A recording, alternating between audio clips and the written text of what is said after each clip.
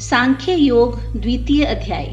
संजय बोले, इस प्रकार दया से भरे हुए और आंसुओं से डबडबाई आंखों वाले अर्जुन से, जिसका मन दुख से भरा हुआ था, कृष्ण ने कहा, हे अर्जुन, तुझे यह आत्मा का कलंक इस विषम समय में कहां से आ लगा?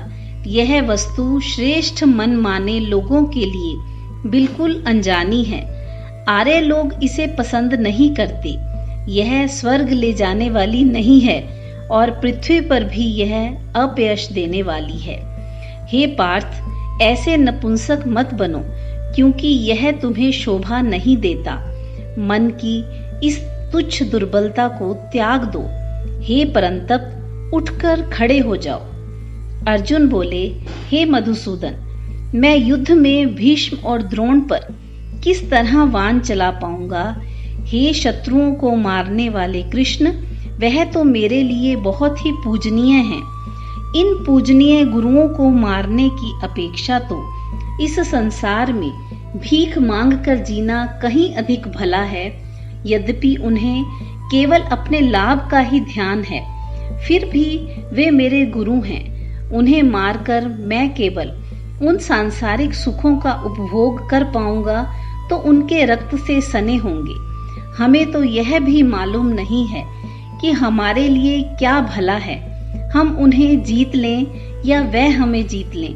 धृतराष्ट्र के जिन पुत्रों को मारने के बाद हमें जीने की कोई इच्छा नहीं है, वे ही हमारे सम्मुख युद्ध में आकर खड़े हुए हैं। मेरा संपूर्ण अपनापन दया की दुर्बलता से ग्रस्त हो उठा है। अपने कर्तव्य के विषय में मेरा चित्त मूढ़ हो गया है।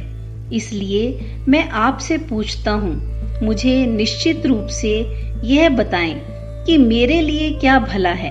मैं आपका शिष्य हूँ, आपकी शरण में आया हूँ, मुझे उपदेश करें। चाहे मुझे सारी पृथ्वी का धन संपन्न एवं प्रदिहीन राज्य और देवताओं का स्वामित्व भी क्यों न मिल जाए, परंतु मुझे कोई ऐसी वस्तु दिखाई नहीं पड़ती जो मेरे लिए इस शोक को दूर कर सके, जो मेरी इंद्रियों को सुखाए डाल रहा है। इसके बाद अर्जुन ने श्री कृष्ण से कहा कि मैं युद्ध नहीं करूंगा, और वह चुप हो गया। हे भारत, इस प्रकार दोनों सेनाओं के मध्य में विषादग्रस्त होकर बैठे हुए उस अर्जुन ने ऋषिकेश से हंसते हुए कहा, तो भगवान ने कहा कि तू उनके लिए तो शोक कर रहा है जिनके लिए तुझे शोक नहीं करना चाहिए, और फिर तू ज्ञान की बातें करता है।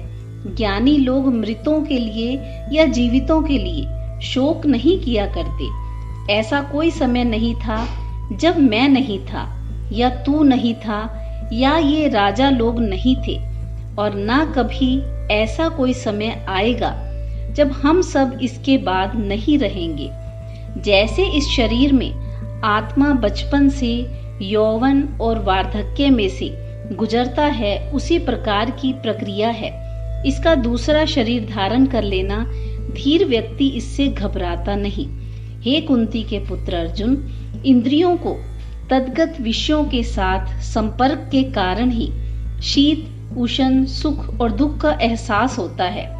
वे आते हैं, चले जाते हैं, सदा के लिए नहीं।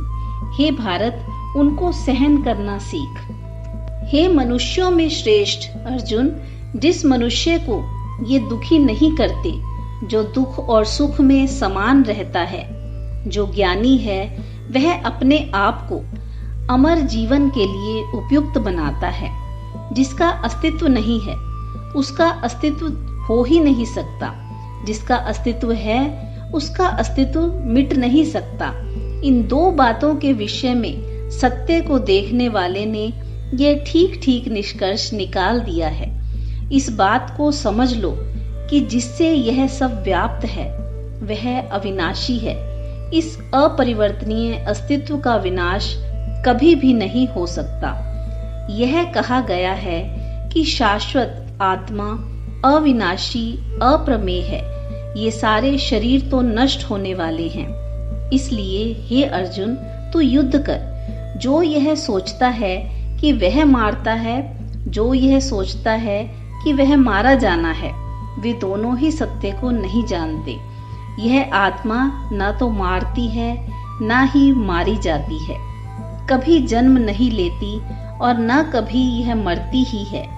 एक बार अस्तित्व में आ जाने के बाद उसका अस्तित्व फिर कभी समाप्त नहीं होता। वह अजन्मा, शाश्वत, नित्य और प्राचीन है। शरीर के मारे जाने पर भी वह नहीं मरती। जो यह जानता है कि यह अविनाशी और शाश्वत है, यह अजन्मा और अपरिवर्तनशील है, हे पार्थ, ऐसा मनुष्य कैसे किसी को मार सकता है या किसी को मरवा सकता है?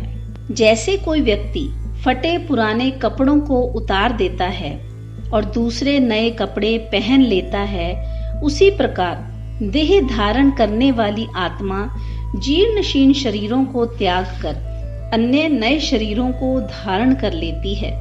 शस्त्र इस आत्मा को छेद नहीं पाते, न अग्नि इसे जला पाती है, पानी इसे गीला नहीं करता और न वायु ही इसे सुखाती है। इसे छेदा नहीं जा सकता, इसे जलाया नहीं जा सकता, ना इसे गीला किया जा सकता है, ना इसे सुखाया जा सकता है। यह नित्य है, सबके अंदर व्याप्त है, अपरिवर्तनशील है और अचल है। यह सदा एक समान रहती है। इसे अव्यक्त, अचिंतनीय और अविकार्य कहा जाता है। इसलिए इसको ऐसा समझते हुए तुझे शोक नहीं करना चाहिए।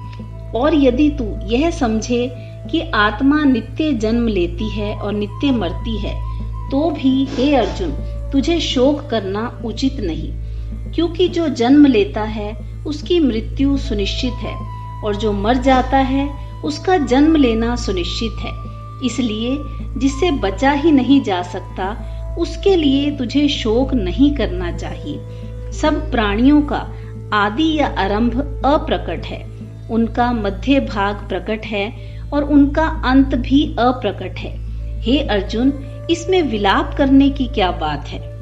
कोई उसे एक अद्भुत वस्तु के रूप में देख पाता है, कोई दूसरा उसका वर्णन एक अद्भुत वस्तु के रूप में करता है और कोई अन्य एक अद्भुत वस्तु के रूप में उसे सुनता है, पर सुनकर भी उसे कोई जान नहीं पाता। हे, सबके शरीर में निवास करने वाली आत्मा शाश्वत है और वह कभी मारी नहीं जा सकती।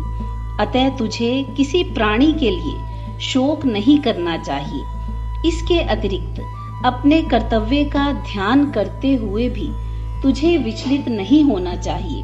क्षत्रिय के लिए धर्म युद्ध, उससे बढ़कर कोई भी कर्तव्य नहीं है।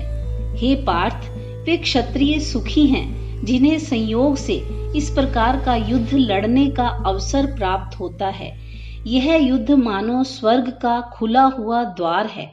यदि तू इस धर्म युद्ध को न लड़ेगा तो तू अपने कर्तव्य और यश से च्युत हो रहा होगा, तू पाप का भागी बनेगा। इसके अतिरिक्त मनुष्य सदा तेरे अपयश की बातें कहा करेंगे। जो आदमी सम्मानित रह चुका हो, उसके लिए बदनामी मृत्यु से भी कहीं बुरी है। ये बड़े बड़े योद्धा यह समझेंगे कि तू भय के कारण युद्ध से विमुख हो गया है, और जो लोग तेरा बहुत आदर करते हैं वे तुझे बहुत छोटा समझने लगेंगे। तेरे शत्रु तेरे बल की निंदा करते हुए बहुत सी ना कहने योग्य बातें भी कहेंगे। इससे बढ़कर और दुख की क्या बात हो सकती है?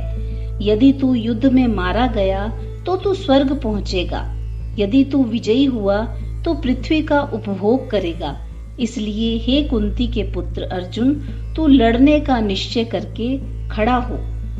सुख और दुख को, लाभ और हानि को, जय और पराजय को समान समझ और युद्ध के लिए तैयार हो जा, तब तुझे पाप नहीं लगेगा।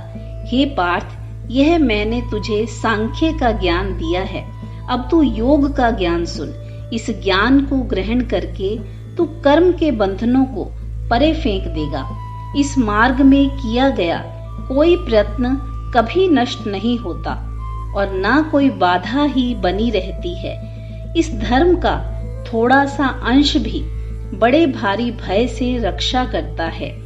हे कुरुनंदन, हे अर्जुन, इस क्षेत्र में दृढ़ संकल्प वाली बुद्धि एक ही होती है, परंतु अनिश्चित बुद्धि वाले लोगों के विचार अनेक दिशाओं में बिखरे हुए और अनंत होते हैं। वे अविवेकी लोग जो वेद के अलंकारिक शब्दों में आनंद लेते हैं, जिनका कथन है कि इसके सिवाय और कुछ भी नहीं है, जिनका स्वभाव लालसापूर्ण है, और जो लोग स्वर्ग जाने के इच्छुक हैं, वे इन फूलों जैसे आकर्षक शब्दों को कहते हैं, जिनका परिणाम कर्मों के फल के रूप में पुनर्जन्म होता है। और वे लोग आनंद और शक्ति की प्राप्ति के लिए विशेष प्रकार की अनेक गतिविधियां करते हैं। जो लोग आनंद और शक्ति प्राप्त करने में लगे रहते हैं और भौतिक ऐश्वर्य में आसक्त रहते हैं, उनकी भले और बुरे का विवेक करने वाली बुद्धि आत्मा में भली भांति स्थिर नहीं होती। वेदों का विषय 3 गुणों की क्रिया से संबंधित है, परंतु हे अर्जुन, तू इस त्रिगुणात्मिका प्रकृति से स्वतंत्र हो जा, सब द्वंद्वों से मुक्त हो जा और दृढ़ता पूर्वक सत्व भाव में स्थिर हो जा।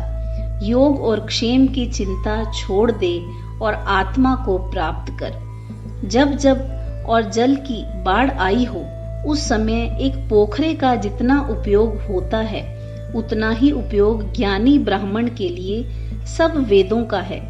तुझे केवल कर्म करने का अधिकार है, इसके फल का तेरा अधिकार बिल्कुल नहीं है। तेरा उद्देश्य कर्म का फल कभी ना हो और कर्म नहीं करने में तुम्हारी आसक्ति ना हो। हे धन को जीतने वाले अर्जुन, तू योग में स्थित होकर सब प्रकार की आसक्ति को त्याग कर सफलता और विफलता में मन को समान रखते हुए अपना काम करते जा, क्योंकि मन की समता ही योग कहलाती है। सकाम कर्म बुद्धि योग से बहुत तुच्छ है। हे धन को जीतने वाले अर्जुन, तू बुद्धि की शरण ले। जो लोग अपने कर्म के फल की इच्छा करते हैं, वे दयनीय होते हैं। जिस व्यक्ति ने अपनी बुद्धि को ब्रह्म के साथ जोड़ लिया है, वह अच्छे और बुरे दोनों प्रकार के कर्मों को यहीं छोड़ जाता है। इसलिए तू योग में जुट जा। योग सब कर्मों को कुशलता से करने का काम है। वे ज्ञानी लोग जिन्होंने अपनी बुद्धि को ब्रह्म से मिलाकर एक कर दिया है और कर्मों से प्राप्त होने वाले फलों का त्याग कर दिया है, जन्म के बंधन से मुक्त होकर दुखहीन दशा को प्राप्त होते हैं। जब तेरी बुद्धि मोह की मलिनता को पार कर जाएगी, तब जो कुछ तूने सुना है या जो कुछ सुनने को अभी शेष है, तू उस सब के प्रति उदासीन हो जाएगा। जब तेरी बुद्धि जो भांति भांति के वचनों को सुनने से विक्षिप्त हो गई है, अविचल हो जाएगी, अर्थात आत्मा समाधि में स्थिर हो जाएगी, तब तुझे योग की प्राप्ति होगी। अर्जुन कहते हैं, हे केशव, जिस व्यक्ति की बुद्धि स्थिर हो गई है, जिसका अस्तित्व आत्मा में स्थिर हो गया है, वह किस प्रकार का होता है? इस प्रकार का स्थिर बुद्धि वाला व्यक्ति किस ढंग से बोलता है, कैसे रहता है, कैसे चलता है? जब मनुष्य अपने मन की सब इच्छाओं को त्याग देता है और जब उसकी आत्मा अपने अंदर ही संतुष्ट रहती है, तब हे अर्जुन, वह स्थित प्रज्ञ कहलाता है। जिसका मन दुखों में बेचैन नहीं होता, जिसे सुखों में अधीरतापूर्ण लालसा नहीं रहती, जो राग, भय और क्रोध से मुक्त हो गया है, वह स्थित बुद्धि मुनि कहलाता है। जिसे किसी भी वस्तु के प्रति स्नेह नहीं है, जो प्राप्त होने वाले शुभ और अशुभ को पाकर न प्रसन्न होता है न अप्रसन्न होता है, जिसकी बुद्धि में दृढ़ता से स्थिरता आ जाती है। जो व्यक्ति इंद्रियों के विषयों से अपनी इंद्रियों को सब ओर से वैसे ही खींच लेता है, जैसे कछुआ अपने अंगों को अपने खोल के अंदर खींच लेता है, उसकी बुद्धि दृढ़ता से स्थित हो जाती है। इंद्रियों के विषय से शरीरधारी जीवन भले ही विमुख हो जाए, परंतु उनके प्रति रस फिर भी बना रहता है। जब भगवान के दर्शन हो जाते हैं तब वह रस भी जाता रहता है। हे कुंती के पुत्र, भले ही मनुष्य विवेकशील हो, वह सदा प्रयत्न करता रहे, फिर भी उसकी प्रबल इंद्रियां उसके मन को बलपूर्वक विचलित कर देती हैं। उन सब इंद्रियों को वश में करके मुझ में ध्यान लगाकर योग में स्थिर रहना चाहिए, क्योंकि जिसकी इंद्रियां वश में हैं, उसकी बुद्धि दृढ़ता पूर्वक स्थित रहती है। जब कोई मनुष्य अपने मन में इंद्रियों के विषयों का ध्यान करने लगता है तो उसके मन में उनके प्रति अनुराग पैदा हो जाता है। अनुराग से इच्छा उत्पन्न होती है और इच्छा से क्रोध उत्पन्न होता है। क्रोध से मूढ़ता उत्पन्न होती है। मूढ़ता से स्मृति नष्ट हो जाती है। स्मृति के नष्ट होने से बुद्धि का नाश हो जाता है और बुद्धि के नाश से व्यक्ति ही नष्ट हो जाता है। परंतु अनुशासित मन वाला मनुष्य जो अपनी इंद्रियों को वश में रखे हुए राग और द्वेष अर्थात लगाव और विरक्ति से मुक्त रहकर इंद्रियों के विषयों में विचरण करता है, वह आत्मा की पवित्रता को प्राप्त कर लेता है और उस आत्मा की शुद्धता में उसके सब दुखों की समाप्ति हो जाती है। इस प्रकार की विशुद्ध आत्मा वाले व्यक्ति की बुद्धि शीघ्र ही स्थित हो जाती है।